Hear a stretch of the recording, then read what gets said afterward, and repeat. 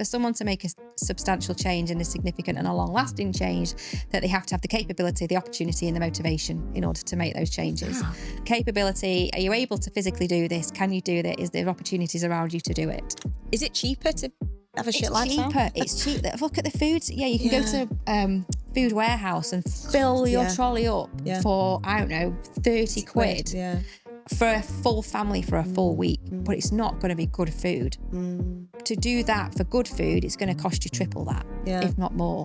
What is chronic pain? Is our pain affected by our emotions? A lot. More, way more than people give credit for. Because skin isn't just skin.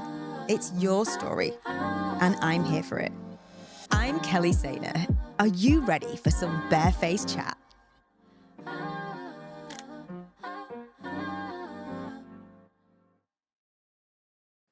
I'm going to introduce you to the most beautiful guest. She is, well, we connected almost instantly. And I think that's huge, especially in the industry that I'm in. It makes such a difference because I'm always saying you've got to trust somebody within minutes of meeting them. Yeah. When you're going through anything that involves a treatment. And we're not going to give that treatment away because absolutely not. No. But not just because of skin and aesthetics, but I think we share a similar philosophy about people. And Heather spent her entire career sitting at the intersection of fitness, health and human behaviour. Starting on the gym floor at 17, she went on to become a gym manager, a tutor, assessor, a personal trainer, shall I go on? A health coach, helping people across the world improve health and well-being. But what fascinates me most about you is after 20 years in this industry, in your industry, you decided you want to understand people even more deeply, which is something that I feel I'm learning every day. At 46, all I want to do, I feel like I'm learning. People unlock more and more. Yeah. And it's like the tip, we don't know anything. Yeah. Yeah. And I think that is the most exciting part about being a human. Yeah. That we forget when you get in, when you can get so far into yourself. I know. That you forget that the human condition is all about what's happening in your mind. And that is a lot. Have you walked over hot coals? Ever? No, because I didn't expect that question. Well, that's like mind over matter, yeah, it isn't is. it? Yeah. So, I would like to. Yeah. In a weird way. But it's a very big part, actually, of what you're sort of teaching. Yeah, it is, yeah. Getting over that. Yeah. Which I think is fascinating. Mindset. So at 36, she returned to full-time education to complete a psychology degree and a master's in health psychology. And now, unbelievably, is undertaking a PhD whilst teaching at Manchester Met. Your work explores something that affects every single one of us. And also, I think there's quite a lot misunderstood about chronic pain and that we're going to get into that today and talk about lots of other things. And I think everybody that's listening will identify with one part or more of it. So, I think there's a few questions that I want to really delve deep and we'll go deeper than that. But, everybody that listens to my podcast knows that I do go off on a tangent. So just bear with us. It'll so become... do I. Yeah, good. I'm really pleased. Sorry, in advance. Yeah. Well, at the end, I'm always like, Sam, how long was that? So, why do we do what we do, but we don't often do it? What if health isn't something that what if health isn't something we can all achieve? And whether we can achieve decent health span, lifespan, two very different things. And I think they get confused. Yeah. And then is our health, is our lifestyle and our health something that we do only when we're afflicted at the time? I think that's a biggie. Yeah. But ultimately, I want you to give us all of your tips, all of your hints for a better lifestyle and how to manage chronic pain. But, ultimately, Heather, we'll talk in and around all of these topics and make them feel relatable. So Heather, welcome to Barefaced Chat. Thank you for having me. It's good to be here. Good. I'm so pleased that you've come on. So you've done a podcast before, haven't you? Yeah, I've done a few. And have you enjoyed them? Are they what you expected?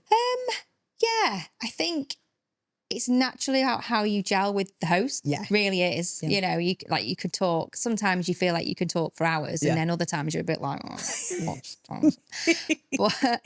but I genuinely dragging I'm gonna wrap this up. But generally, I really enjoy them. I used to actually have a podcast. I used to host a podcast.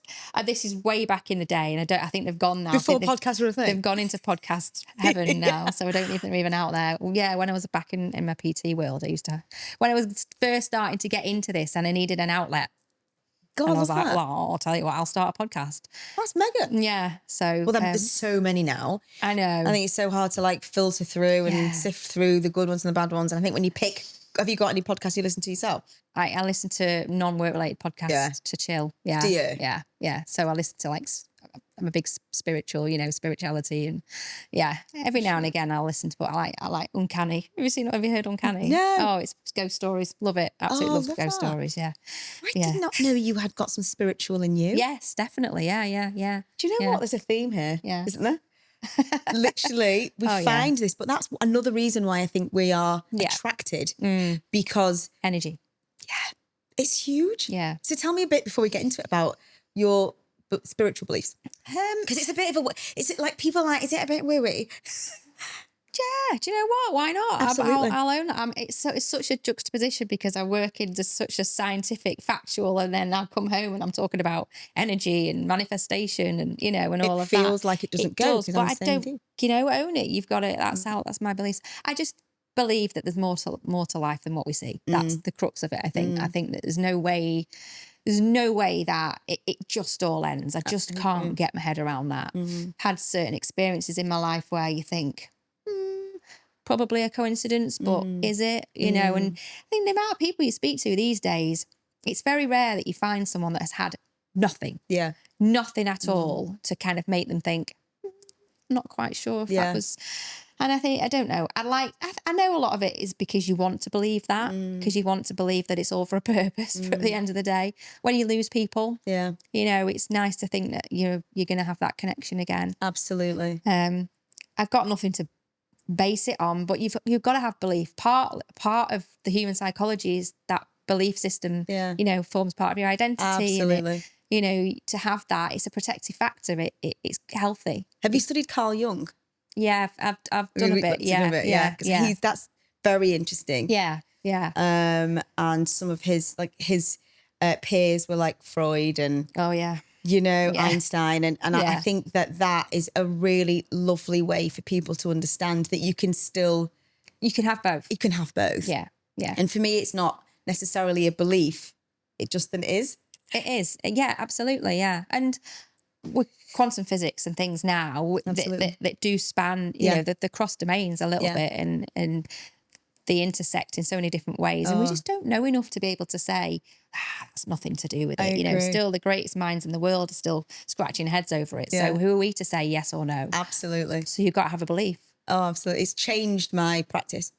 Has it? Yeah. In what way? Openness, letting go. The universe we are all connected. Yeah. And until I'd had experiences that allowed me to believe that, or just, it was always there. I was just something unlocked. Yeah. Yeah. And now it's so, there isn't a coincidence. Yeah. Even Sam and I just like, it's 11:11. We do it all the time. And it's just that sort of like, was always there. Yeah. Yeah. Really. So that helps me understand people more deeply. And there is definitely a connection with people that I meet, because you do have to choose your audience. Oh yeah, you do. Don't you? Yeah, definitely. Yeah. Yeah, you really do. Ollie was like, don't start getting a crystal mom. I was like, I've got loads. Okay, good. We've all got crystals. Okay, so let's get back down to it. So you spent your career around health and well-being. You started in the PT world. Yeah. What made you go into that route? I was not a good scholar at school. I struggled at school. I still am fiercely introverted. Way on the spectrum of introvert. I'm also highly sensitive. Don't know if you know how about HSPs. So that combination means that school was not a great experience for me. I was painfully shy. My self-esteem was awful. So I really struggled with school. So I didn't have the energy to put into my academic work. Got you. I didn't really like it. I didn't really have anyone pushing me, to be honest. Okay. My family's great. There's nothing, wrong with it, but they were busy. I didn't really have anyone. I've got 2 older brothers. The focus was a lot on them. And so I was kind of just left to flail a little bit, being honest. Yeah, so absolutely. When I got through primary school and secondary school was just horrendous. And I pretty much dropped out by the time I was 16. I attempted A-levels for a year. I was like, that's not for me, this. So I left. I dropped out. Totally get it. But you find that the great minds, I'm not even joking, do.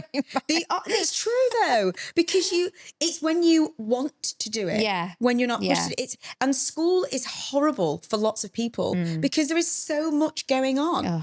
Ollie's got ADHD and autism, and until we got his diagnosis, the doctor was saying to us, school's the worst place for kids.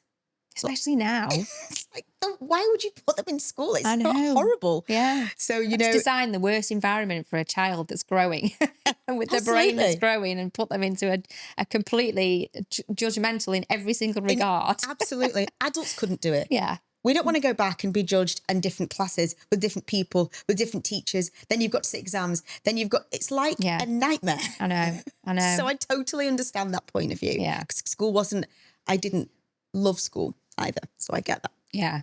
Yeah. Sometimes it's a bit, well, it's not so much now, or there's not so much of that bias about, you have to go through school and do your A-levels and things. At the time, I felt really bad about myself about it, because I just thought I'm not very good at failing things. Hard on yourself here. Yeah, very, very extremely.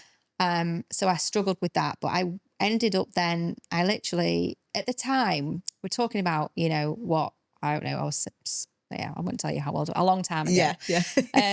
At the time, fitness wasn't a thing. It was gyms, dotted around. Personal training definitely wasn't a thing. No. It was the only people that had personal trainers at that time were people who were rich or celebrities. Got you. It just wasn't a done thing. No. So I walked into a gym in Mac when I was 17. I said, have you got a job? Yeah. And at that time, it was where you could do that. Yeah. People were like, yes, you could hand walk delivering CVs and things, Absolutely. Yeah. And had a conversation with the owner, and he was like, yeah, why not? And that was kind of it, really. And then I started fitness instructing. I literally went right from the floor cleaning all the way up. Wow. And then I worked at, went through the chains, worked at Total Fitness, was duty manager at Total Fitness in Altrincham. So the big chains I've done, just kind of worked through the steps. Naturally, you do your personal training qualifications, and then I went to teach personal training qualifications and assess qualifications and things. Wow. And so that's kind of in it naturally. And then at a point after that, I just went self-employed, and I stayed self-employed for a good 15 years. That's unbelievable. At 17, did you ever think you were going to do a PhD? Do you know what? I had this conversation with my husband the other day. Did you? Yeah. And I was like, I'd never in a million years ever. No. Here's a straight answer. Wow. No, never.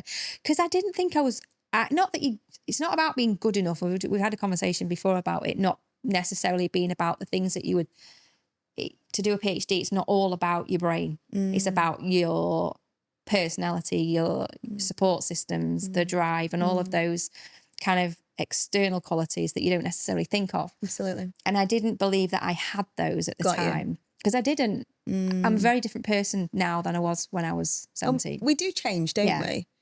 Inherently, you are you, but it's natural for your values and your belief systems and, your ethos and your ideology to grow with you. Yeah. And the experiences make a massive difference. And I think if you're not prepared to learn and grow and be okay to change in the way that you want and that makes sense to you. Yeah.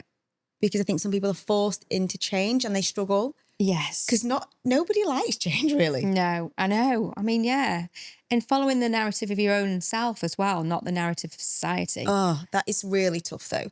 It is. When you're introverted, when you don't feel like you've got that. Because there's the different subtypes of personality where, extroverts are a bit like, oh God, yeah. I think I'm more of an ambivert. Yeah. But a lot of people would probably describe me as an extrovert, but I social battery goes down and I need time and, I'm with people a lot. Yeah. So, I know that there's versions of myself. It's not different. I'm still me. I'm still interested. Yeah. It's a spectrum. It's a spectrum. People get that mistaken as well about what an introvert is and what an extrovert is, and it drives me mad because it's like, I bet they do the same about, what do you mean you're antisocial? I'm like, no, I'm the most social person in the world to an extent. To an extent. I can do an hour and then I literally just go, ooh, and I power down and I can't. It's just my energy and my battery drains. Yeah. And then the way introverts then gain that energy back is solitude. Yeah. They have to be on their own. I have to have time on my own. And even like my whole family understand that. Like if I've done something, that then I'll say, right, well, Heather needs to go and have a day on her own now. Yeah. That's just how I am. But you're then back to normal again. You can go and enjoy socialising again. Absolutely. It's not about not liking people. I completely agree. I think that needs a lot more, airtime. Yeah. Because it is really, people are a bit like, oh. I know. It's stigma. There's a stigma against it. Yeah. And it's like, what do you mean you want time on your own? Yeah. What dare you? I don't understand how people don't need it, honestly. I bet. I can't.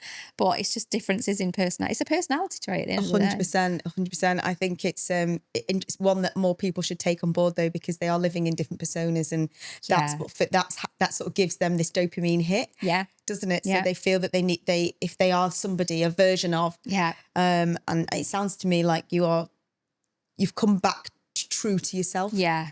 Absolutely. I think that's huge. Yeah. So you made the decision to go back to university again, which was mega. Because you were in that world, did it feel like a natural next step to go from your MSc to PhD? Or was it the work that you were doing, and like you said, you've almost got, so as a CEO, I have like this delusional self-belief, and in my passion, I'm like, we can do it. I don't care how, I'm gonna shit if you can't do it. I'm like, we're doing it. Yeah. I want it done tomorrow. Love to be honest. And I will do it myself. I'm a grafter. I'll do the toilets. I'll do I'm cleaning, all of the things. Yeah. Never forget those roots as well. Never forget those roots. I'm like, you don't need to do that. I'm like, wait, give me the brush. It's fine. Yeah, absolutely. But I have an obsession, and I think that when you're in an industry, or when you have such a passion, that I don't want to put words in your mouth, but tell me, was it chronic pain? What took you to that? No, and then it wasn't. So, I mean, when I went back to uni, I knew I'd reached a point in my career when I was working with people day in, day out, in the kind of behaviour change realm, but I didn't understand the theory behind it.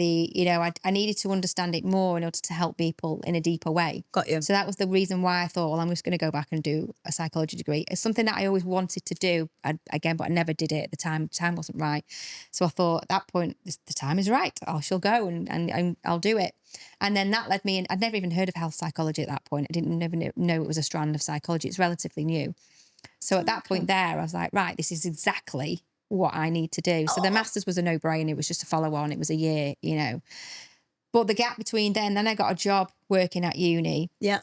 So I went straight from a master's into an academic position, teaching and supporting students on the psychology courses. And then it was a bit like I was a bit in limbo at that point, because I knew I wanted to do a PhD.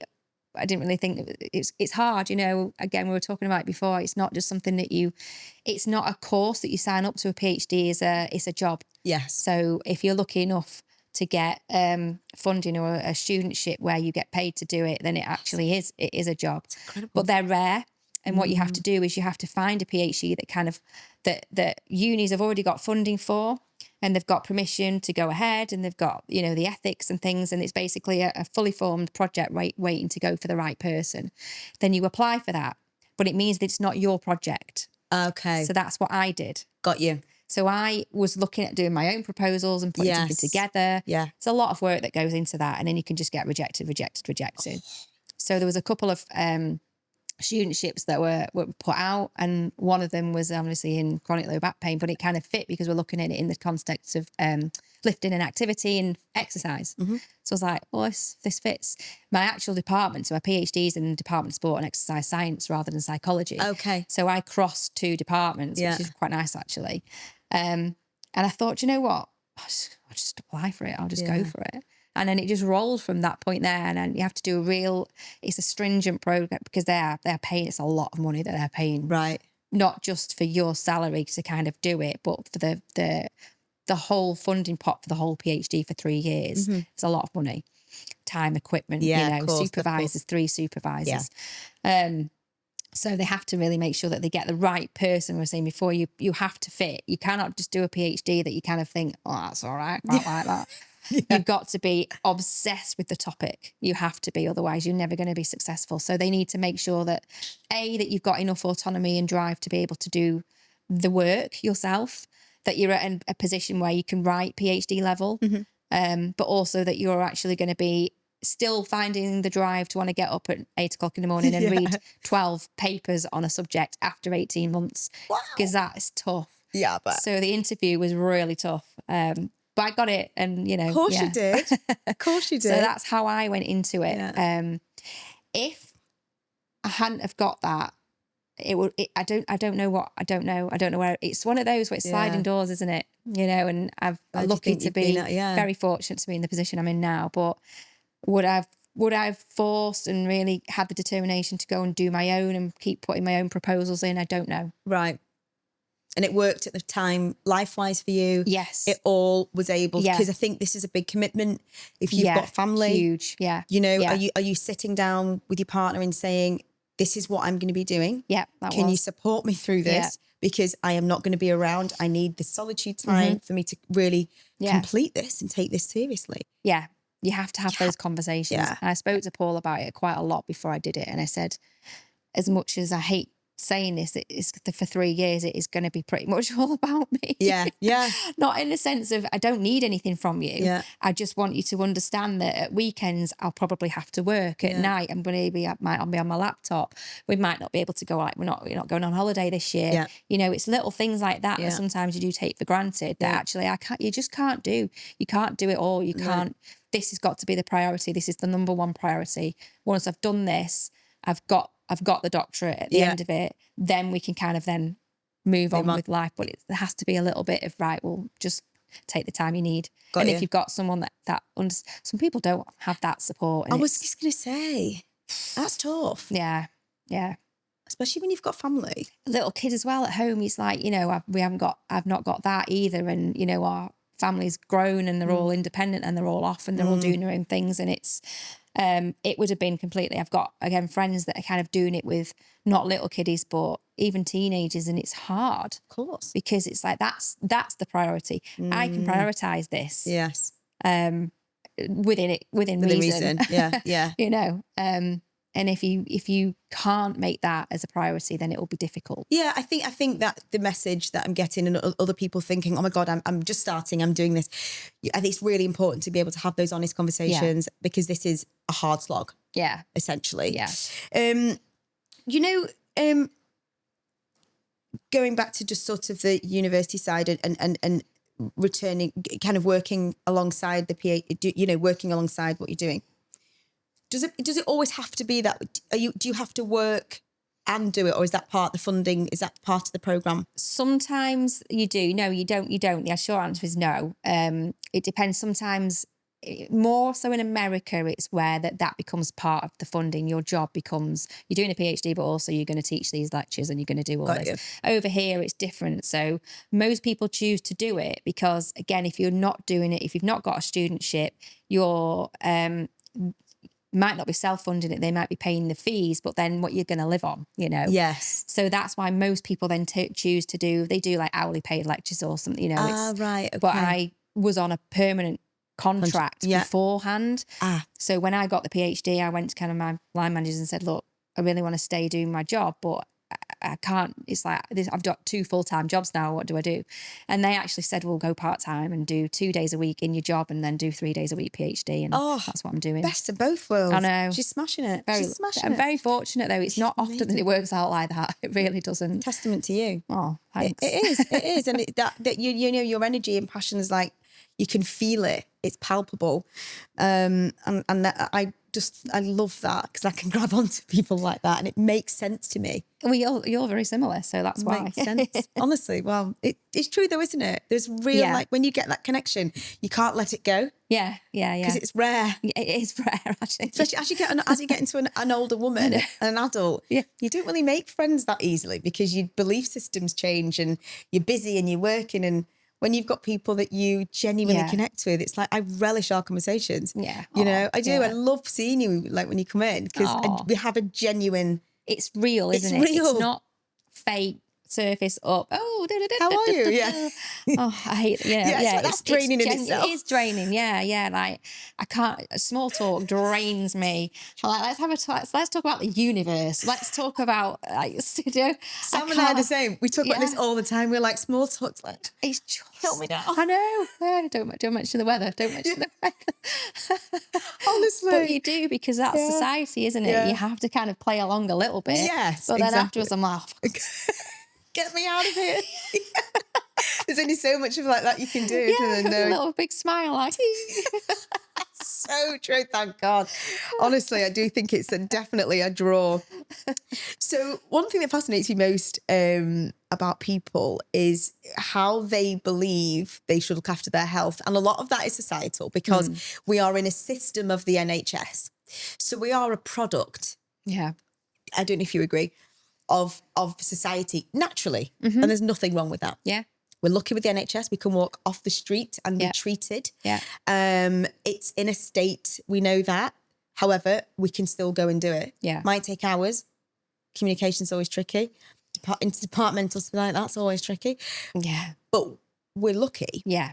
Now, why are we so reliant? I mean, I think things changed post-COVID. We started to do, because we had to fend for ourselves. Yeah, I know. Didn't we? Yeah, imagine. We were like phoning Amazon or like emailing Amazon to get us, every supply going, including our health, and supplementation went through the roof. Yeah. We're like, shit, we've got to, what? We can't go out without getting killed. Across the road. Do you know what I mean? So why do people find it really difficult to manage their own health? Oh, there's so many different, you could talk about this in so many different contexts. Yeah. Start with one.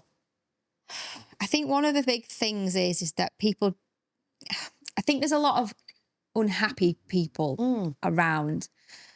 This isn't necessarily the main one, but I think one of the things that really contributes to it is that people don't, they want to escape a lot of the time from their lives.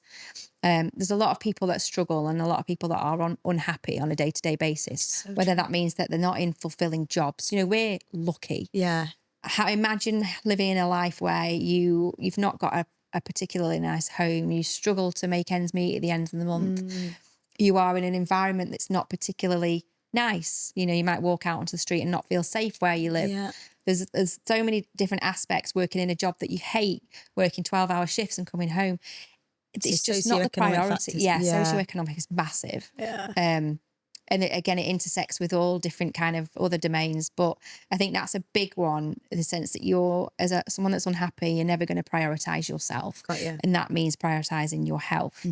And that the self-management it requires, it becomes at the bottom of the pile, because what becomes priority is, well, how do I escape from that? And escaping from that does not constitute healthy behaviours. Got you. It's the opposite. Got you. I think that sometimes, we're quite often, more so now, probably comes into effect. So we have to understand that people's lives are very different, and it might be easy for us to say, oh, I want to just go to the gym. Like, you just, it's easy, or just eat. Why don't you like fish? And but these people, is it cheaper to have a shit lifestyle? It's cheap. Look at the foods. Yeah, you can go to Food Warehouse and fill your trolley up for, I don't know, 30 quid. Yeah. For a full family for a full week, but it's not going to be good food. To do that for good food, it's going to cost you triple that, if not more, depending on where you go. So it's just really hard. And if you're not naturally someone that wants to engage in healthy behaviours, if you don't like it, then that's another barrier. There's so many barriers that can go up against certain people. And then for some people, there's a couple of barriers that are easier to knock down, because you've got those protective systems in place. You've got a job, you've got fulfillment, you've got a supportive family, you're in a nice environment. To make those changes of going to the gym, walking, steps, taking care of your skin, all of these little things that it takes are easier to do, because you've not got 20 other barriers in front of you as well. So I think it's just looking at people in the context that they are living in, and understanding that priorities don't always align. It's not accessible, is it? It's very inaccessible. Yeah. So when we're talking about psychology, because that really excites me about what you do as well, because the foods perhaps don't necessarily, they're not accessible, but I suppose they are accessible, but they're not deemed accessible because with sort of a healthy food choice, what? Yeah. Like, yeah. do you know what I'm trying to get at? Even if you get down to I remember when I was back in my PT days, I used to do residential camps for people. I used to work with some charities that would work with people who were living with obesity, and they'd come and then we'd kind of do like a boot camp, you know, go swinging in the trees and things. Yeah. It was brilliant. And I remember some of the conversations we're having about food, and it was the point where people didn't know how to chop a pepper. Oh, you know, and you have to even go back to those roots. Absolutely. The food might be accessible, but if you put, you know, a full pepper, a couple of kiwis, or you know, fruits and things that people might never have seen, never mind eaten, and say, right, okay, make yourself a meal. I'll be like, what the hell do I do with that? I don't know what I'm doing with that. Get me a burger. Yes, okay. So it's even deeper than that sometimes. It's like, you know, you get kids that don't eat anything fresh ever. So all of a sudden when they become an adult, that's still ingrained. They're not automatically going to go, well, I'm an adult now, I'm in charge of my own diet, I'm therefore going to make better choices. It just doesn't happen like that. No, it doesn't. Fast. Yeah. Easy. Yeah. Quick. Yeah. Is this a government issue? I think they could make it easier, definitely. I don't know. We haven't got the answers, have we? There's no right or wrong. I think, again, it's a society one as well, the culture that we're in. I just think as a society, we're in two halves, really. And it's quite easy to see when you're out there living it, the two halves that are in, and the people who are in a higher socioeconomic status naturally tend to be healthier. That we know that, and there's reasons for that. So we've got to look at how we reduce the gaps. Yeah, I 100% agree. So you've smashed, you know, all my questions really about how identity affects behaviour change, because quite often it's lived experience, and I think that's quite obvious to see now in the trends with maybe obesity and you know, health status and of course genetic status as well. So genetic predisposition plays a massive influence, doesn't it? It does. And it's really hard to get out of that loop, I think, with people. So, you know, I completely understand that. So, you know, when people what would your advice be then from a psychology perspective if you do want to make one change, and let's say might not necessarily be food choices, or just one change for somebody to feel better? Yeah. I mean, so the question would be straight away, it'd be like, well, is this a new change, or is this something that you've tried to do before? Because if it's something that you've tried to do before and it's not worked, then there's something that we need to fix. Oh, I like that. You know, so it's not, again, there's always I literally answer everything with, well, why, what, why? You know, you have to tell me, it's all about the context of it. Again, you're looking at the person. It's not about the behavior at the start. It's about the person. Absolutely. And then you kind of understand why do you want to make this change, first of all? Like, what's driving you? And then why, if you want to do it, why aren't you doing it? Yes.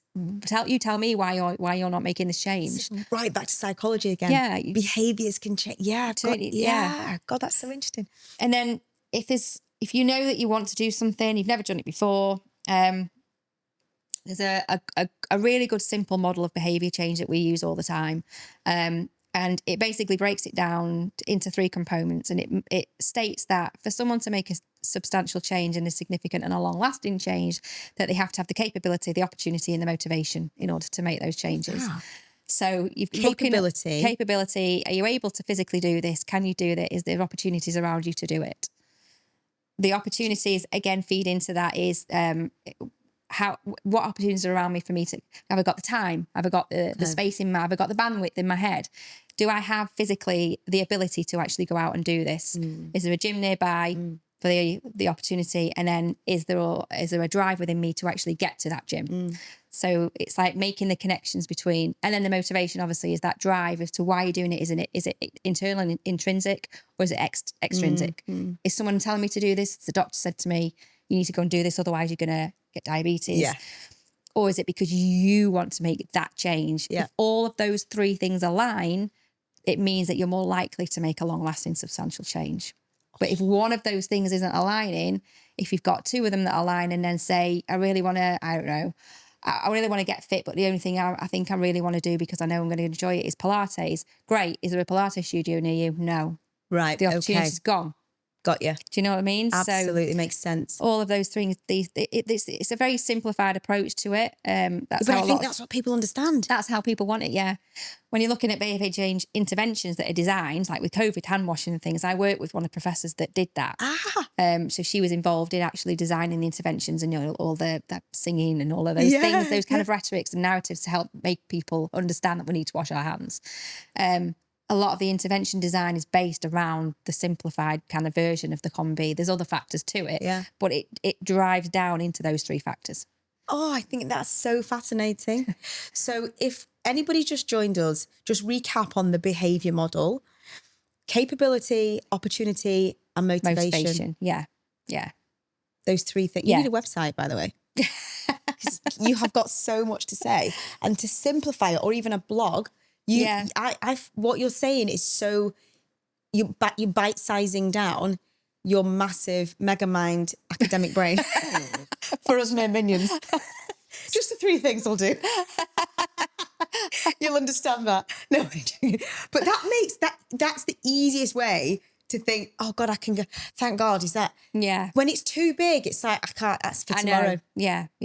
No one's doing that. No, you can't do that in practice. I mean, I don't work in practice, so it's different in practice, but you can't work with people like that either. You've got to have something that they understand as much as you understand. Otherwise, you're never going to be able to explain it properly. And that's something that you can take away today and understand now, that if you're wanting to make a decision or make a change in your life, and you're like, it just doesn't happen, I don't know why I don't stick with it. It's something you can actually now look at those 3 things and go, what is it? Which element am I missing? And can I change that? If I can't change it, bin it.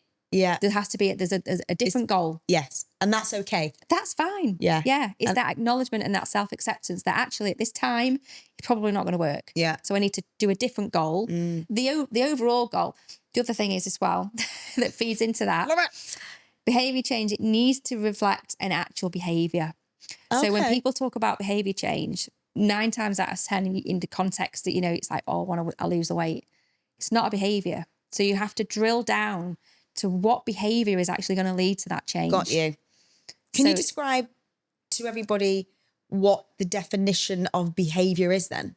Something that you do. Okay.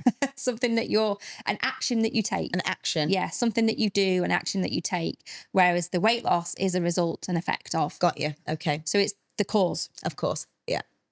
And I mean, that's the first part. Yeah, that's you've got to identify and bite-size it down, the actual behaviour of what it is that you want. So if you know you want to make a change and it isn't a behaviour, talking about weight loss because it's the one that most people identify. So I what do I need to do? What is it then that's at the moment prohibiting me from losing weight? Okay. Is it I'm inactive? Is it I'm eating the wrong things? I'm eating too much? What is it? Yeah. Then you've got to identify what behaviour needs to change from that and focus on that as the behaviour. Got you. Okay. Do people need therapy with this sort of thing? If you know, because we're making it sound fairly easy and we know in reality it's actually really tricky because there's so much more, and people will talk about, you know, the fact that, you know, it runs in the family. Yeah. You know, if we're just talking about weight loss, there's loads of other things that we could go into. Yeah. But for instance, you know, that particular psychological perspective, people would say, well, I don't tell me that because I can't do it. That doesn't fit for me. I know. Yeah. I think really that we just have to make life feel a bit easier and give people more of a break.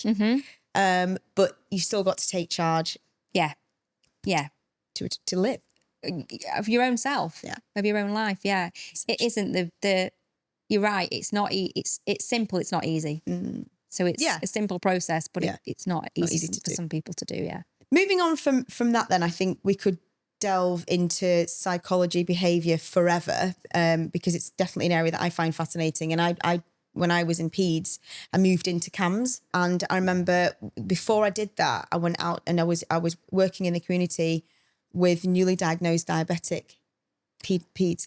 Oh, okay. That was fascinating. Yeah, because you've not only got the child, the parents are grieving the loss of the perfect child. This child now has got long-term, lifelong management. Yeah, that actually if they get wrong, could be fatal. Yeah. For me, the psychology of being diagnosed and having this insulin, dependent body was unbelievable. And that's where I got my, psychology kind of interest in with what was it? Yeah. About eating disorders, other different conditions that teenagers would suffer with and young people. And I found that absolutely fascinating. Yeah.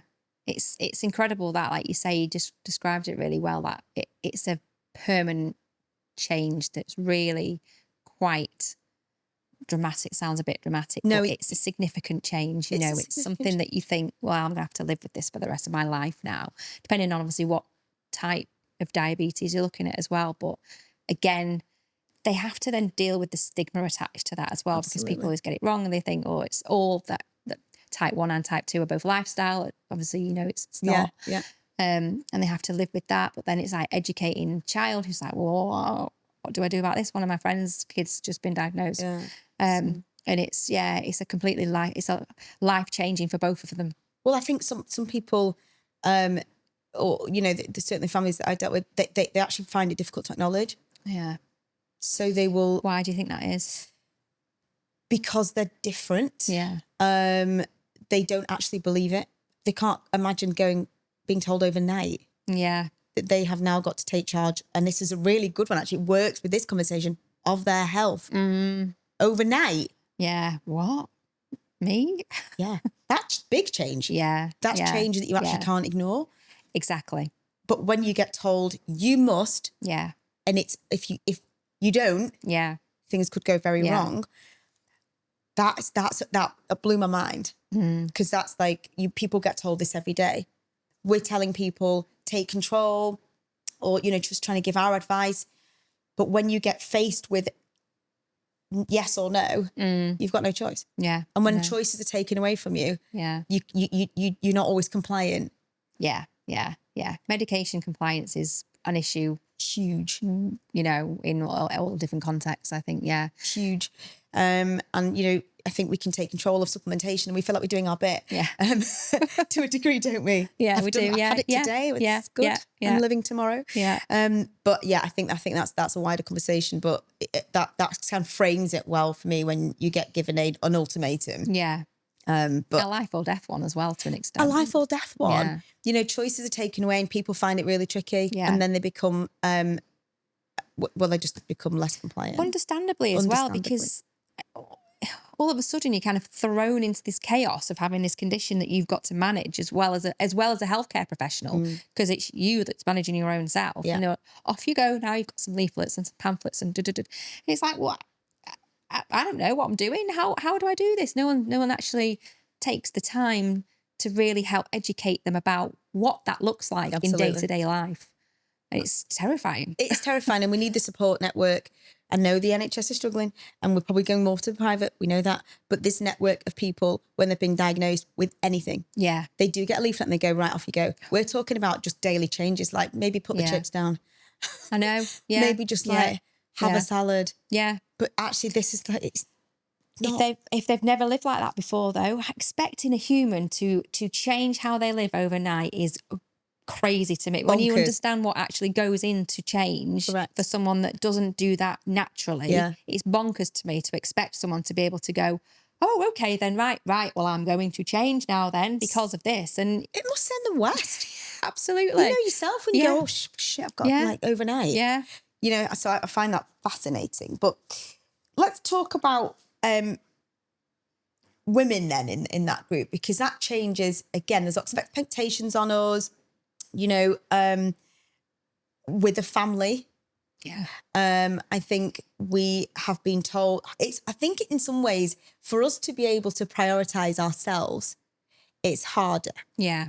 And that's not for every woman, but there's more pressure than ever, especially with social media. Yeah.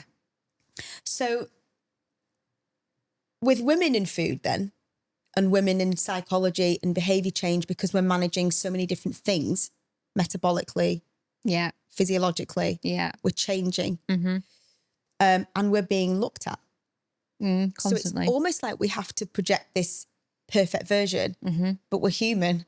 Yeah. So for women, what's your thoughts then on women and health? That is a very open-ended question. Yeah. and I'll try to make it a bit more closed. But given our challenges hormonally and everything else, what can we do as women then to stop the pressure externally? And again, is it more of what we've said about sort of ignoring outside, concentrate on you? Yeah. I mean, gosh, there's so much, again, where you could go with this, but so much of it, I think, with women is, from my experience anyway, not from a professional at the moment, from my experience, it's definitely a self-esteem thing that's been born from the start. You know, when you as women, you kind of get, I don't want to say second-class citizens, but sometimes you do feel like you are. Absolutely. Even now, do you know, can I just give an example about please. this? Love an example. To me. I nearly lost my shit. Sorry, I'm swearing. We're allowed to swear. Because it's like stupid things like this. And you, as a bloke, you'll get this, right? And I've had a conversation. We met in the supermarket. Me and my husband were out and having a conversation with someone in the supermarket, you know, an older bloke that we'd known. And he was like, oh, how are you? What you been up to? You know, and Paul mentioned something about, oh, Heather's, you know, working this afternoon. He was like, you know, all the years that we'd known him, he'd never actually asked me ever what I did. So it's just like this, you know, mysterious kind of, you know. Enigma person. And then he said, oh, right, what is it that you do? And I told him what, and he was like, oh, right. And you know what he said? He went, oh, she's brainier than she looks. I was like, oh, God. Are you kidding me? I swear to God, yeah. So patronising for a start. But the fact that you even said that out loud, are you all right? Inside voice. Yeah. Oh my God. I know, yeah. She's brainier than she looks. Oh, she's brainier. That is like the epitome. You might as well pat me on my head, you know? And I was like, oh my gosh. Okay. That's like 1900s language. Like, oh, that is kind of do you know misogyny on. The amount of times, Kelly, that I've had men say to me when I've said what I'm doing, good for you, love. Oh, that's brilliant. And you're like, brilliant. Yeah, absolutely. That sums up. That kind of sums up what we're dealing with. Absolutely. I think as women, we have to constantly try harder to prove to get even to mediocrity as a bloke. Sorry. That is very true. You do. She's brainier than she. I'm never going to forget that. I can't believe it. What does that even mean? I know. Yeah. That's dire, actually. I'll give you one more example on this. And this has come from when I was at the conference on Monday. There was quite a lot of talk about medical gaslighting, especially in women's health. Yes. And one of the speakers, who was a researcher looking at women's health issues and medical gaslighting, she said that she presented at another conference, about a study that she'd done in a paper that she's published. And a consultant endocrinologist, female, right? So again, we're not only battling against other genders. Yeah. Came up to her at the end and basically said, oh, no, I think this is going too far. Women are notoriously hysterical when it comes to health. So she's like, so she used that quote as the opening slide in her presentation on Monday, as to say, doubling down on it. Oh my gosh, like, that's brilliant. We're battling against not only the misogyny from society, but from our own. Let me tell you a quick story along the lines of that. A patient had told me that they went into the GP, because obviously we know there's a massive pandemic with menopausal women going into the GP, given that there's 40% of the GP's practice made up of perimenopausal, menopausal, postmenopausal women. And went in, busy after work, in just like joggers and what have you, hair scragged up. Yeah. Have I told you about this? No. Went into the GP. I'm just like, oh my God, I'm really struggling. You're like, I'm back to this notorious hysterics kind of comment. Really struggling. And I think she was given, told to go away, but said, well, we'll talk about antidepressants when you come in next time. She was left feeling absolutely bereft, just still in the same state. Went home, thought about it, spoke to some friends about it, and they said, go back in a suit. Yes. It changed the game. She got given what she needed. Yeah. That is diabolical. Oh, it's so mad. Again, talking about the divide in society. So if you imagine that you can't fulfill, or you can't look that way, or change the way you have to advocate for yourself, women who are struggling to even find clothes to wear. Absolutely. Do you know what I mean? Yeah. And then one of my friends who's just passed her PhD, she was like, oh, I'm never going to be one of those people that change my name. Anyway, she's changed her name at the doctor's now for that reason. Oh, good. So when they call her in the doctor's surgery, it's Doctor. Good. Yeah, and she said, and they listened to me, and I'm like, but that's so frustrating. Bad. You shouldn't have to do that. No. I mean, on a slightly different, whenever we go to conferences and I'm with my team, I nearly said their team, I need to own it because I don't like the word boss. I'm struggling with it. Okay. It's like, a bit too far. It's a bit too far. I'm like, I'll let it together. They're like, no, you're the boss. Am I? It's got a connotation. I know what you mean. But I think just because of my own past, bosses, male, it's like a male word. Yeah, yeah. It feels male charge. Leader. Yeah. Okay. I like that. We'll try that. Anyway, I remember being at a number of conferences, and we've got a really diverse age range of staff. We're actually all women at the moment, which is lovely. But we do need more male energy in there as well, if we feel it fits, because we're taking more people on. Anyway, I digress. So quite often when they are being introduced to me, they'll say, oh, hi, are you Kelly? And talk to the oldest woman in the room that's white. Yeah. And they'll go, oh, no, this is not, oh, good for you. Yeah. Go, champ. Basically. And it does kind of, I can see that perception. I get that. But that real bias, unconscious bias that women are subject to is really wrong. It is. But we are hopefully getting closer. But you have just nailed it with those comments in a very, very academic world. Yeah. Which is unacceptable. But it goes on. It does. Yeah, it does. I think it's definitely getting better. In academia, it used to be horrendous. Yeah, I can imagine. Like rife. It's definitely better now. I can only speak for where I work. Yeah. But it's definitely, I don't experience that at work, which is brilliant. Which is amazing. Every now and again, you'll get a stupid offhand comment because it's a stupid person. Yeah. It's not because of, a bias. It's just, he's just said that against people. Yeah. So it's good to know that it's not, it's slowly.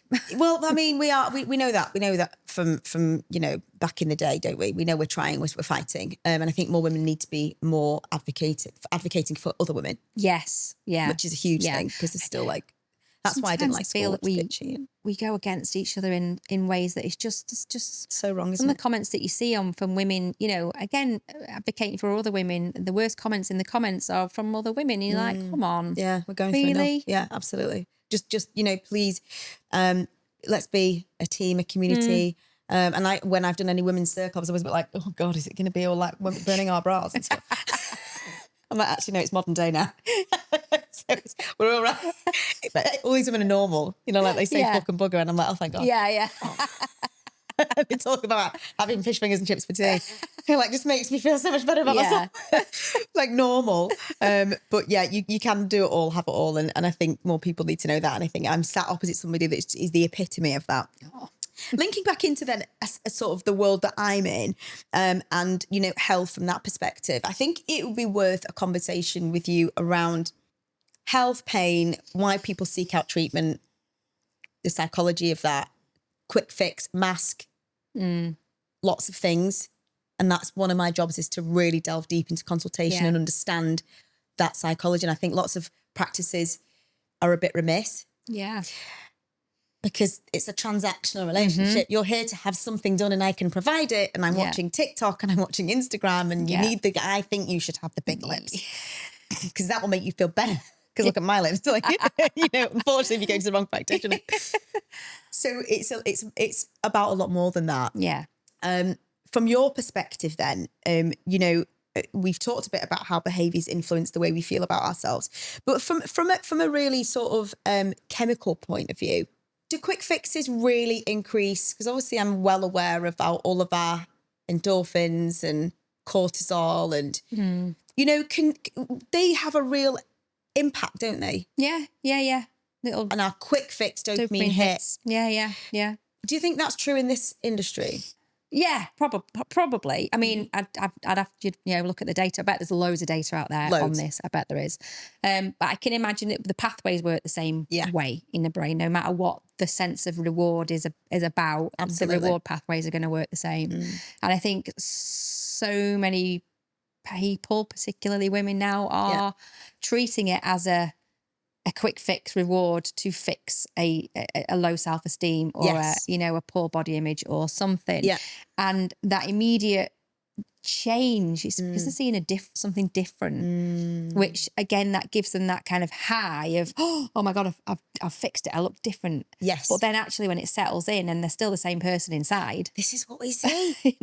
Absolutely. It's the same as any other quick fix change. I've lost weight. Oh my God, I've lost 5 stone, which is, depending on the motivations and the drive, is fine. If that's what you needed to do, then great.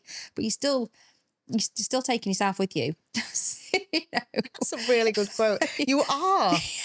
It's still you. You're still you. Yeah, you could travel to the other end of the world. Yeah. But you're still you. Yeah, so true. God, that's fascinating, actually.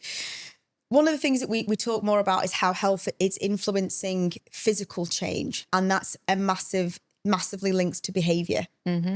Now, if somebody was coming into my clinic that had got chronic pain, and we now know that one of the toxins on the market has been linked to depression.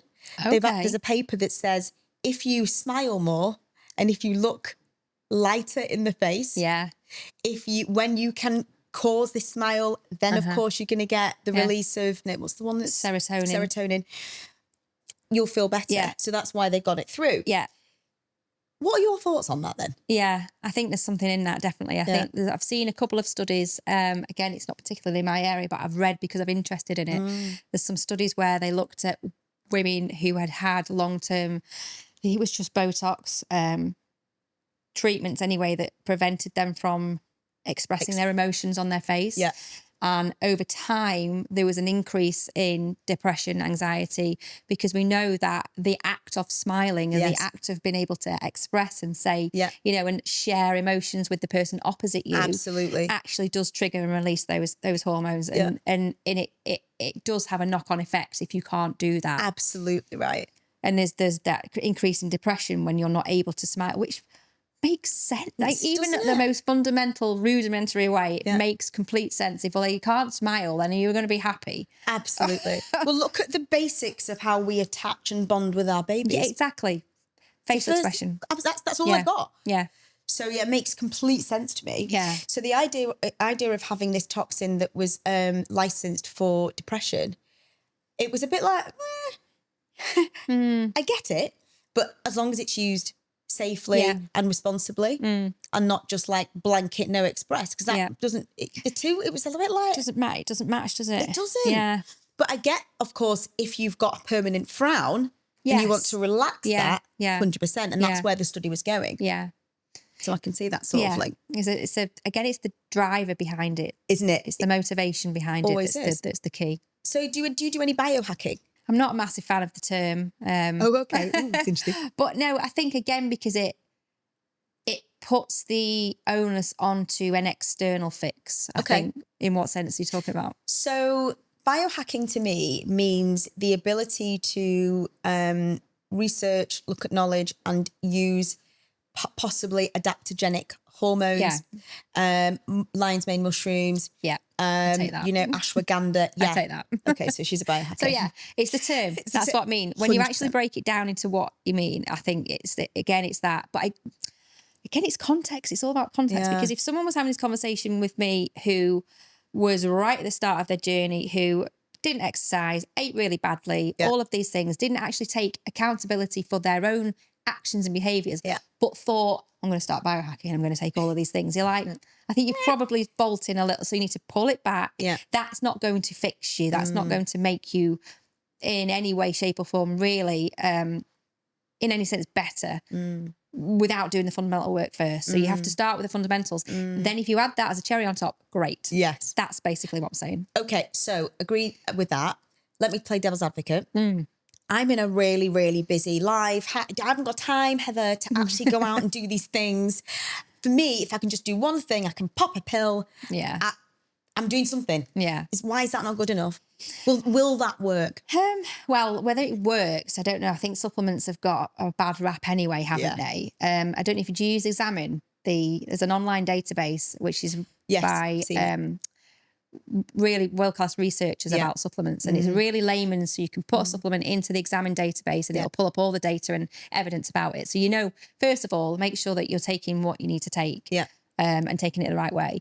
But yeah, I mean, I'm never going to say to someone, don't do something that you think will help you. There's always something, even the most smallest, most basic things that you can do to help yourself. I'm up for. I really am. My question would be is, well, as a psychologist, why can't you do anything else? What do we need to check? Because that to me is someone that's like possibly needs to look at their lifestyle in a different way. Yes, prioritize your health, but you can't prioritize your health from the point beyond burnout. If you're burnt out, then you're not going to be healthy anyway. Absolutely agree with that. Taking a supplement's not going to help prevent that. So let's pull yourself back. Health is an inside job to start with. And it's we're gonna do lecture, TED talk, get loads of guest speakers on, and the title is Human, It's an Inside Job. Oh, see, I love that. But you definitely need to be there. Yeah, I'd love to. 100%. Yeah. But you've got to start from inside. I think so many people want to find that pill. It's such it's toxic. Yeah, oh, amazing. I just take a pill and everything will be great. Absolutely. But to me, it's about making sure that the fundamentals are there. And if you can't make sure that they're there and they're not right, then my question will be, well, why? I think we need to maybe look at the wider things that are going on, the systemic things that are happening in your life that means that the only thing you can do is take a pill. Yeah, I 100% agree with that. And it's conversations we have regularly. I'm like, oh, if you change that, please, we're looking at long-term gains here. Yeah. It's all about long-term gains, and we forget that because we are in a world of short-term quick fixes, which is easier for the brain to compute. Yeah. Heuristics, it's the short term, it's the short, like where rather than going through the complex process of thinking, it's like that leads to that. Great. But the thing is that we are being taught that even from schools, because school is designed for us to be able to experience all of these subjects. Yeah. So when we go to school, we have half an hour of science, half an hour of maths. I know we've got to do it all, but we're not allowed to actually really enjoy one subject because we've got to move on to the next one. I know. And it's really tough, that. Yeah. Because you're like, well, I don't really like, I know we've got to do it all, but I've got to do it till what?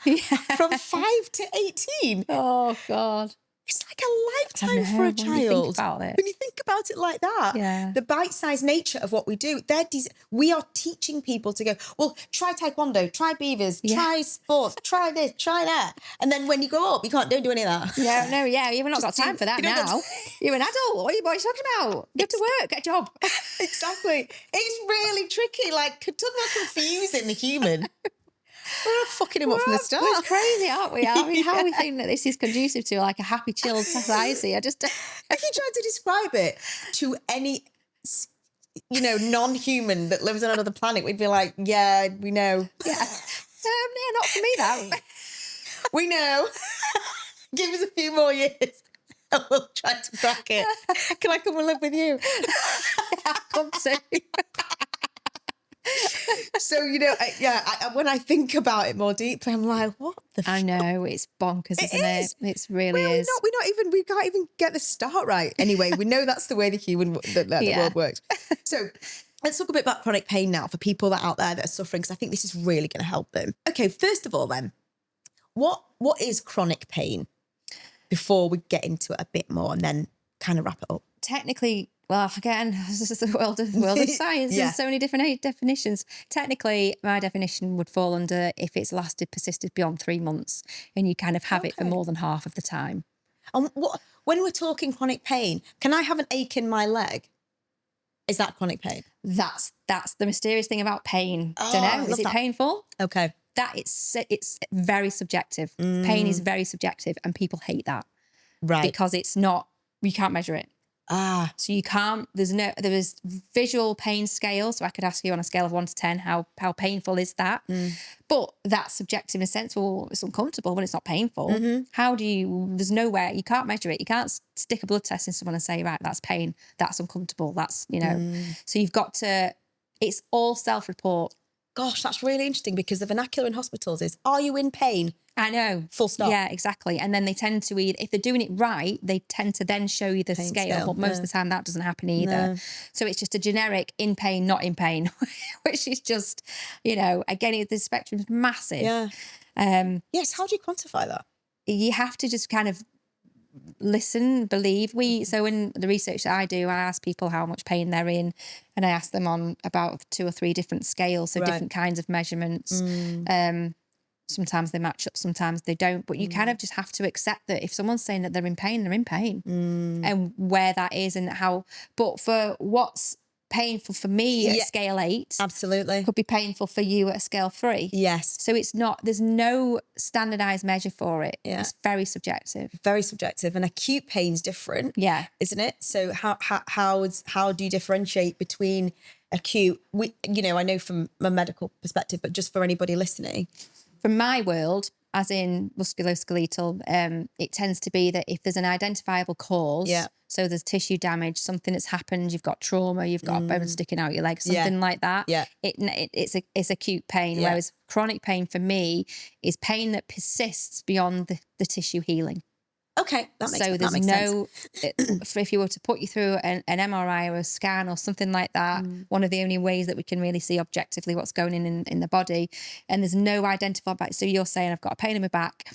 There's nothing that should cause it. Your injury was 6 months ago. Tissue's healed by them. Got you. Your injury is not, unless you're injuring yourself every single day. Yeah. It's not like to be that's still causing it. So chronic pain would be persisting beyond that kind of point of recovery. Okay, that's really interesting. And I think there might be loads of reasons why people are in chronic pain, gazillions. And we see it, I've got this niggle. People call it a niggle. Yeah.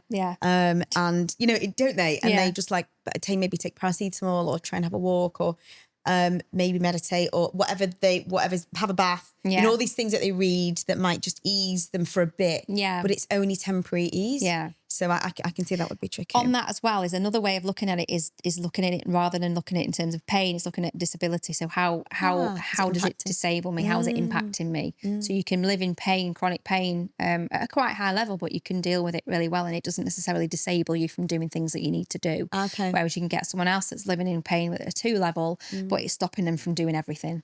So it's that kind of the impact of, well, let's look at it in the sense of not necessarily, I don't really care how much pain you're in. I want to know how it's impacting you. And that takes away that kind of level of, 5, that's not very high, is it? You could be in more pain than that. Yes. Actually, how is it impacting you? That's probably a better way of looking at it. Are we ignoring that then as a nation? Probably. Right. Yeah. So because we want easy answers, don't we? Very much. Tick a box. Right, I'm going to put you in this category now. I'm going to put you in that category. If you go to a GP with niggly, what you believe is long-term pain, and they give you some sort of analgesic, thoughts? That happens all the time. We know that. If it helps, that helps someone to maybe restart the process of getting back to the things that they enjoy. So again, you've got to take it back to, all right, what's this pain stopping you from doing at the moment? So it's stopping me from riding my bike. Got you. So if taking those analgesics for a short period of time helps for you to then get back on your bike, start to kind of re-expose yourself to the activities that you've been avoiding. Got you. Because you go into that avoidance, that fear-based kind of system of protective measures. Of course. But we know that you need to not do that. You need to carry on moving. So if those analgesics enable you to do that, and then you can kind of wean yourself off once you start getting used to the bike's not going to kill me anymore, I'm actually okay, I can do this, then great. But long-term is a long-term fix, no. No, I was going to say, but we do find... Yeah, no, it happens all the time. It's very common. It is, but I just think that the reliance on these drugs is just not great. I know. I see it a lot. I bet. Imagine. Yeah, the list. Yeah. And taking that for that and that for that and this for that. Yeah. Right. But then you have to start taking things to manage the symptoms of those medications. Absolutely. And you're like, well, that's not... No, that's to manage the symptoms. The amount of people that want omeprazole because they're taking some sort of something to manage their stomach, it's nuts. And it's like that as well. You think, do you know there's a reason why we have like a gut? Absolutely. So it's not great to mess around with that just because it's like, it takes the pain away. Yeah, but what's causing the pain in the first place then? If you're having, that bad that you need to take something for it, then what's going on? Yeah, no, I completely agree. And that's what gets me, more than anything for some of these patients. How much of our emotion is affected with chronic pain? Oh, It's a big one. should we let's flip that. Break How it much up. is our pain affected by our emotions? Much better. A lot more, way more than people give credit for. And it's sad because I think that's again from this diagnostic society that we're in, where people think, like, as a health psychologist, when you talk to people about this, and that's the model that I work in, it's a biopsychosocial model of health. So essentially that we know categorically, fundamentally, the data supports that health is a combination of all three: the biological, so your physical, your psychological, and your social. Yeah. You cannot get away with that. We know that. And in chronic pain, it's very much embedded into that. So when you start talking about these psychological and social aspects, people are like, what are you talking about? It's not what's that got to do with anything? Yeah. And you're like, but it actually, the pain system is not, you have to get into the pain science and start to explain pain, which is, people don't necessarily understand. They think that the old kind of Cartesian model of pain, which is like pinch, oh, I'm in pain. Yes. That's been, there's different models of pain now. Yeah. And we know that the peripheral, the central nervous system inside is your brain and spinal cord. Your peripheral is all the nerves on the skin and everything. Yeah. And they work together to create the sensation of pain. It's a sensation. That's why it's subjective. Absolutely. So people can be in pain for lots of different reasons, for many, many different reasons. And the emotional, social aspects of that psychologically can impact the severity of that pain. Okay. So that's when we talk about when it's not just a physical thing. Someone's stressed, you've got your cortisol, you've got all your other hormones. There's so many interacting systems inside the body. Absolutely. When we're upset, distressed, stressed, we've got other comorbidities going on, all illnesses and things that can amplify the pain sensation inside, even though the damage is tiny. Got you. So you could, if you're, one of the good examples is, I think people tend to get it, is it when you get people who injure themselves, like in a sporting event or something, footballers and and then they carry on. Or, when you're in a car crash and you get people in the newspapers, it's like, oh, I had 2 broken legs, but I lifted the car up. Yeah. We know that the body is incredible at managing its own self. Yeah. And in those situations, pain system just switches off because there's other more important things to happen. Okay. To think about. But then when you stop and you then focus on the pain again, it gets amplified. Yes, absolutely. And that happens in day-to-day life as well. So do you believe with good mindset you can overcome pain, certain levels of pain?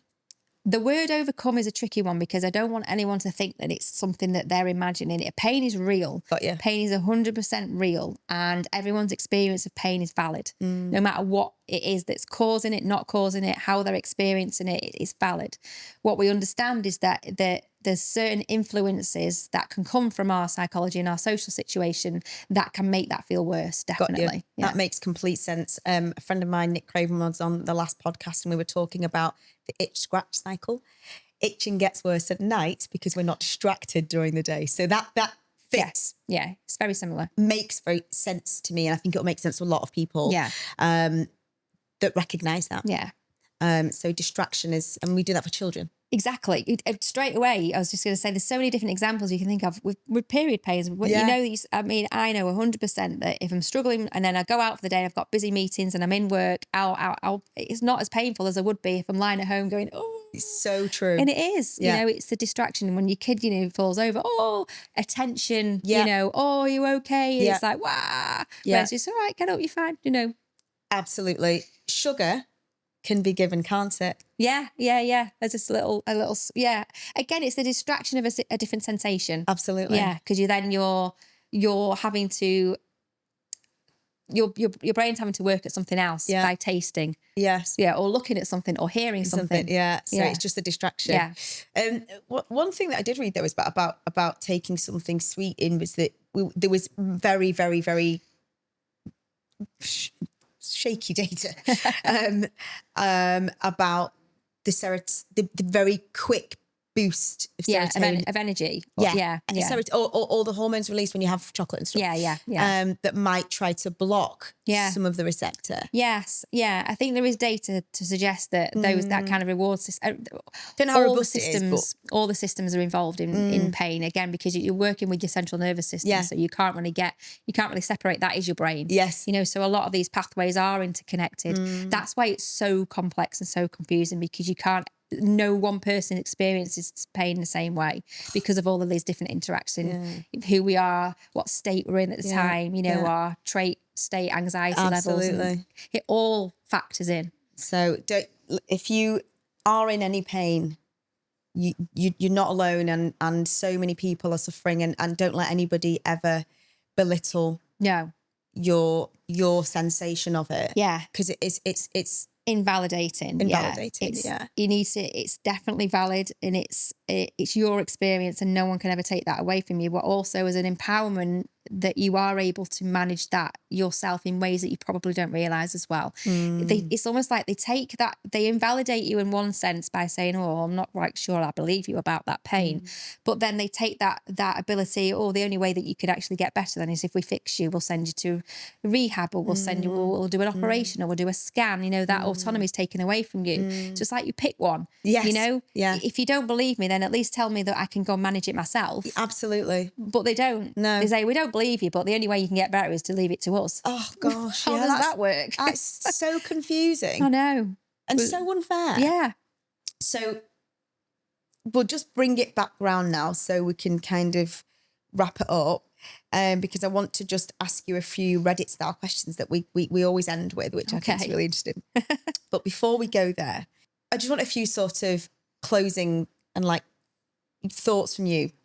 How has, and this is a personal one, being in the role that you're in and studying the human brain affected you as a person? Hugely. I accept myself much more now. Wow. Because I understand and know that that's what makes the world go round, is our uniqueness. And this could fit into that kind of context of trying to fit in, to look and be like everyone else. And actually, I don't want to do that anymore. I used to want to do that. Now with this thing, I was kind of dying out on this kind of introvert thing, because I really want people and children who are experiencing this and not really understanding why it is that they don't fit in all the time, and they're understanding that's it's a good thing that we're all unique. Absolutely. And it's made me much more self-accepting in the sense of that I just own it now. I really do own it. And I'm like, no, I'm not doing that today because I've had enough of people. I absolutely love that. That's okay. That acceptance. Yeah. That sense of self, North Star kind of, it's okay. Yeah. Because it's your cycle. That's your brain. It's not, it's genetic. I was born with that. It's not a state thing that changes. It's a trait. Yeah. 100%. I couldn't agree more. What advice would you give your younger self? I always find this one hard, and anybody asks me this, I'm like, I know, yeah. Things have changed so much. Oh God. For me, it would be more down the self-esteem, because you sort of answered it in a roundabout way. That real look where you are now, look what you're capable of. Yeah. Do you know what? It probably would be that, because I was so, as I said before, so desperately shy, and so I just thought I was going to amount to nothing when I was a kid. I genuinely had I was flailing around in this world and having no idea where I was going or what I was doing. And, I think it was just have faith that you will be okay, and follow your gut. Yeah. I think if there's something that you're not, again, don't do things because you think that fits into society. My husband says this all the time. We had very different. So he did the whole kind of, he was the oldest of 4 lads. And it was very much, draconian kind of, old school. And he was told, you're going to do really well at school. You're going to go to uni and you're going to go and get this kind of job. And that's exactly the path that he followed. Yeah. And now he looks back, he's like, I didn't want to do that job. I hated it. It wasn't me at all. And I think so many people end up with that, but then you have to be able to follow your gut, but it's easy, but you've got to have that support system. So I understand there's caveats to it, because you're like, well, that's all well and good. Yeah. But having that sense of self to know even if you're in something at your moment that you know that you're not happy with, that you've got a chance to change. Yeah. If not now, sometime. Yeah. That's part spiritual. That speaks to me. Yeah. You've got it. Don't worry. It'll work out. It will work out. Trust. Yeah. Is the big word here. Just for you after PhD, before we get into Reddit style questions, what do you hope that your work, how do you think your work will impact society? It's weird, academia, because you are at the forefront of the research that's being done. But it takes years for these things to trickle down. Studies can take years. Yeah. You know, it's a very, very slow process. There's two paths, because obviously I'm working with students and teaching as well. I feel like that's something that is just as big an impact as having small conversations with students who might not have confidence, you know, like things we've just talked about, me having a conversation about something that might open their eyes to a different way of doing something, you know, that hopefully will have impact that I won't even know about or see. But amazing. As far as health goes, I just want to keep driving this kind of understanding that women, we're different and that's okay. Yeah, absolutely. We honestly need to be looked at differently in some respects. Yeah. And I know we've always been trying for this kind of equality, but actually I think sometimes we've gone a bit too far now. Yeah, I totally get that. Certain health systems we need to be looked at as different. I couldn't agree more with that. And I do loads of reading myself, research now. I'm hungry daily. Yeah. Won't stop. Find it fascanating. That's good. I love that though. Not everyone has that, do they? But no, when absolutely. you meet somebody that does it, I feel like you can. I think everybody should have it, but again, it's that if you don't have that enjoyment of it, that real intrinsic enjoyment of it, it'd be really hard to do. It is really hard to do, and you know, that sort of natural curiosity. Yeah. It would be weird if we did all have that. I know. So everyone would be the same. Everyone would be the same, and that's not the way the world works. And that's not what we want. But a bit more curiousness. Curiosity needs to be a part with the critical thinking as well. I think critical thinking is something that we need to get better at, definitely, as a society. 100%. Was one of my things when we were talking before. I was thinking it's the way that we critically think is what keeps us alive, keeps us going, keeps us questioning. Okay, so a few Reddit questions. I thought your answers there were absolutely spot on and really from the heart, from you. These are a few things that people have asked. Have we turned wellness into another impossible standard? Can you be healthy without being perfect? I feel like we've answered this. Why do we keep starting things on a Monday? That's so true. God, yeah. Yeah. Is motivation a myth? Interesting. Yeah. Okay. What should we pick? Should we do the Monday one? Let's do the Monday one. Do that. So when I was a coach, I used to have a big thing about this, is wait until Monday to start. I get it. It's a fresh start. It's a clean slate. I think part of the drive is that kind of let's have one last blowout kind of thing. Let's eat everything in the fridge first and then start fresh. But I used to use this analogy, right? So if imagine you've got your mobile phone and you're walking along the street and you drop your mobile phone and you're like, oh, you can see there's a massive crack in it. You're like, oh, damn. The last thing you're going to do is walk over to it and just go, right, and stamp on it and absolutely obliterate it just to make it a little bit worse. Well, it's the same kind of thing. So if you're really trying to make a difference to your health and you wanted to lose weight or something, then by that attitude of, well, I'm going to wait until Monday, therefore I'm going to have a massive binge and blowout for the few days before, you're kind of doing the same thing in obviously less extreme. So true. So why do we do that? Same with New Year, New You. Yeah. It drives me bananas. Let's wait until we've had a year of eating shit. I'm going to drink myself to death over Christmas. Yeah, great. Eat myself into an oblivion, like whatever. Yeah. And then the 1st of January comes and we're all like, right. I know. Even though we had the opportunity to do that 6 months ago, but we've just gone, oh, well, 6 months of making it even worse is fine. Oh my God, that is so true. Let's leave people with one thing. Okay. Tell them to start on a Wednesday. Do it on a Wednesday. And even better than that, do it like midway through a day as well. Just decide one day. That's it. So this is what I had planned for lunch today. Nope. I'm going to change now. Oh, that's now. That is a biggie. Yes, but I bought the food. Doesn't matter. Doesn't matter. No, it doesn't. That's the mobile phone thing. It's like that lost kind of mentality. Well, I can't do that. Well, what are you going to lose by not doing it? You're going to lose half a day that you could have changed. You know? Oh, that is brilliant. Okay, so start midway through a day. Start midway through a week. Midweek. Yeah. Oh, I love that. Heather, you've been absolutely mega. I could actually sit here and talk forever. I know. Ditto. Honestly, it's just been so free, easy, honest, open. I have relished and hung on every word that you've said. Oh, same. Thank you. I've really enjoyed it. It's been really good, yeah. Good. Well, I think we should do a part 2. Absolutely. Happy to do that. I think loads of people would get a lot out of this. Yeah. And I get a lot out of it. Yeah, I do as well.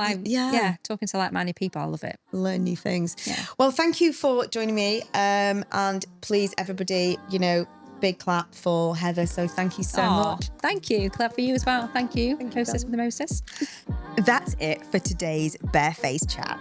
Thank you so much for listening. If you've loved this conversation, make sure you follow, rate, and share. It really helps more people find us and join the conversation. I'll be back next week with another honest, unfiltered chat. Because skin isn't just skin. It's your story, and I'm here for it.